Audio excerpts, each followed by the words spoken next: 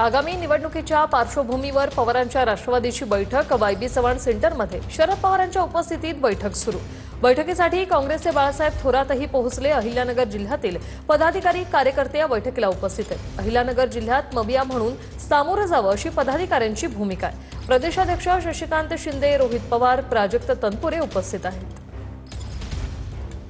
पक्ष प्रत्येक ठिकाणून आढावा घेते की काय परिस्थिती आहे, किती सीट्स आहेत, किती आरक्षित आहेत, काय आहेत, सगळ्याचं एक डिटेल। आणि कार्यकर्त्यांनी म्हणजे पवारसाहेब तुम्हाला माहिती आहे कमी बोलतात आणि लोकांचं काय म्हणणं आहे ते ग्राउंडवरनं त्यांना ऐकायला आवडतं। त्याच्यामुळे आमच्या सगळ्यांमध्ये सातत्याने डायलॉग चाललेला आहे। आता कुठल्या पद्धतीने ग्राउंडला, जिल्ह्याला, तालुक्याला काय काय करता येईल ते पुढच्या 8 दिवसात चित्र स्पष्ट होईल। म्हणजे कार्यकर्ते म्हणतील ते सिराखोपं।